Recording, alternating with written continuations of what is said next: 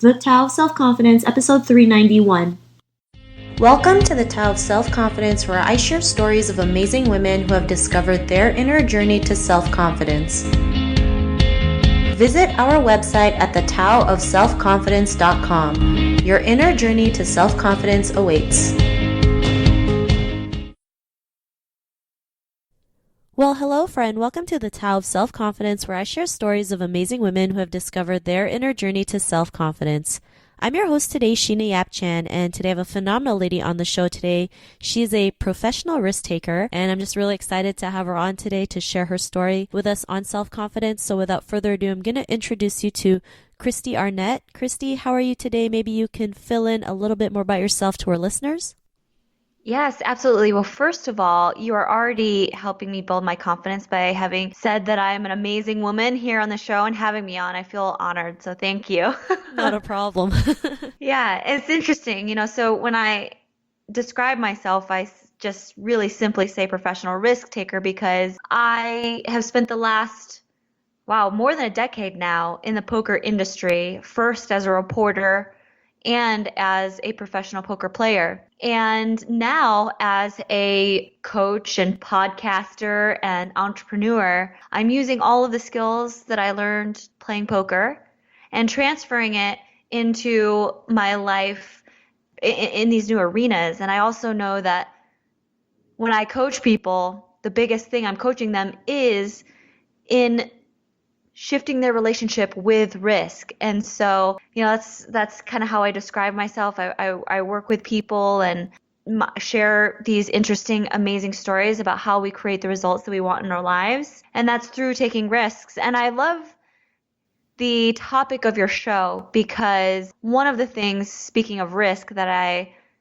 really working with people to understand is that lots of times people think that they need to be confident before they take risks. Like, once I build up my confidence, then I'll start the business, or then I'll go on dates. Once I do this, then I'll be confident. But it doesn't work that way. And part of transforming people's relationship with risk is that they get to really understand that confidence comes as a result of taking risks. Awesome. Well, thanks for sharing that. And, I totally agree with you when it comes to confidence, right? You do things even though when you're scared, right? Even though if you have no clue what's going to happen, it's just taking that action and, knowing that everything will fall into place, will work out. And, sometimes we do have to take risks, right? And it's not always as easy, especially growing up as an Asian woman. It's like you've been taught never to take any risks, right? You just play the safe road and you're good to go. Not realizing that in itself is really not really helping you in terms of your self-confidence, self-love, and everything else under the sun. So, it's really cool what you're doing, and I think that's great. And Kristy, what's your cultural background? I am half Korean and half Vietnamese. My mom was adopted from South Korea when she was 11. So by the time she came over, she didn't speak English. And so I grew up in Michigan. So whenever I go, anywhere with people of Asian descent, they're always like, where are you from? I can't figure it out because I'm half and half, but I grew up in Michigan. So unfortunately, I don't speak either, which really makes me sad, but yeah. Awesome. Well, thanks for sharing that. And Kristy, what would be your favorite self-confidence quote? My favorite self-confidence quote is, and it's really simple, which is just that to the extent that we can love ourselves is the extent that we love others, that we can love others. Because so often what I hear people say about self-confidence is that it is like this outward thing, this how straight I stand up, or how loudly I speak, or how much influence or power I have in my career or whatever. And I really believe that our purpose as humans is to love and connect and to be happy. And part of self-confidence, all of self-confidence, in my opinion, comes from within and with our ability to love ourselves and other people. Thanks for sharing that great quote. And I totally agree with you. I mean, it has to start with us first, knowing to love ourselves. So we know the kind of love we deserve and the kind of love we can give to others as well. So, that's a great quote that you mentioned. And in your own words, how do you define self-confidence? It's interesting because, and I'm sure actually I'll share this when you ask, in the aha moments, but it is really a little bit of what I just mentioned. To me, self-confidence, authentic confidence, comes from a true owning of our life story and who we are. And that there's no parts of ourselves that we put into a dark closet and put away and don't like about ourselves. Like when I work with people, what I often see is that there is a shadow part of ourselves, or this part of ourselves that we say in our head, if people knew this about me, they wouldn't like me. They wouldn't love me. And we all have that. Every single one of us has this shadow side that we want to keep in the dark away from people. And it's not that we have to share what that is or promote it or tell everybody, but self-confidence grows from sunlight and love and nurturing of this shadow side, where we can say to ourselves, this is a part of me. The things that I've done, the mistakes that I've made, the thoughts that I have that aren't so pretty sometimes, and that we can still be with that part of ourselves and love it and nurture it and own it. And that is where true self-confidence comes from.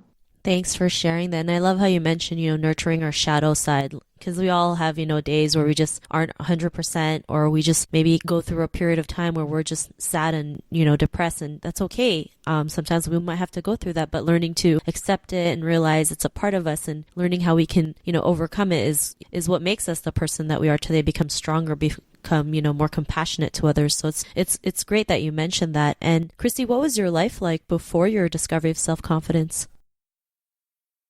Yeah, and quickly before I answer that, I also want to say that it isn't a complacent place either.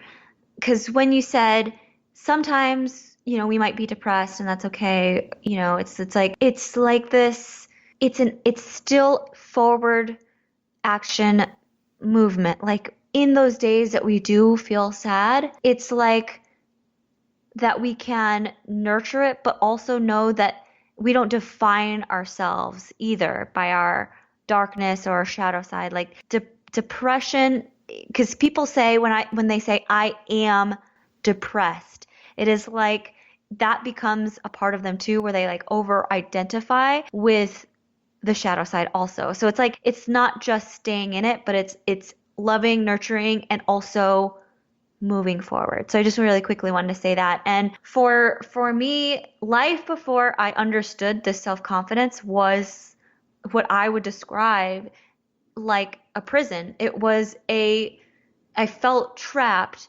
with my own negative thoughts and viewpoint on myself and the way that I thought I quote unquote should be, or how things should be. And I mentioned that I was a reporter in poker for a really long time. So, I moved to Las Vegas when I was 21 and started reporting and interviewing poker players and being in the public eye in this very small industry. And there were these forums, like any other forum, but they were poker forums. And then there was just this one subject called news, views, and gossip, where people could just talk about whatever they wanted. And they would often talk about the girls in poker, like the reporters, the players. And because it's a male-dominated sport, there were lots of men just objectifying women. I mean, not all of them, of course. Some of them were very sweet and, defended us. But there were times where people would be like, Kristy is ugly. I wouldn't bang her if she was the last woman on earth, or, her boobs are so small. How can anybody think she's sexy? And it was like, when I was 21, 22, 23, it was devastating. And the reason is that I did not have a true sense of self-confidence, authentic confidence. But I walked around the world with my head high and I tried to look confident. But inside, the reason why those words hurt so badly was because I thought of them as true. And so that during that time, it was excruciating. Anybody who threw anything at me, I would just internalize it. And it was just such a prison. And then it manifested into anxiety and stress and social anxiety. It was not fun. Thanks for sharing that. And I think that's something we can all relate to, right? I mean, someone says something bad about us, we take it to heart to the point where we feel like that's the only thing that's true. And then it just like internalizes in our head, thinking like, this is what we are, this is who we are, this is what people are saying about us, not realizing like, they can say that about us, but we don't have to think that's who we are. I mean, it's just one person's opinion. And when you can realize like, people are going to talk about us no matter what happens, good or bad, and just kind of let go of that, I mean, we can feel a lot lighter and realize like we can just live life to our truest self. And what was that aha moment in your life when you realized that you can be the person that you are today, have that confidence, and in turn help other people? My aha was actually that the only reason it hurt was because I somewhere in myself was insecure and thought it was true. And so, a little bit of what you just said, which is interesting, is that we don't have to take what they're saying as true, which is, it's like someone saying, okay, I know you're, let me see, how do I want to say that? So if someone said something about you which you knew was like absolutely not true, like for sure not true, like Sheena,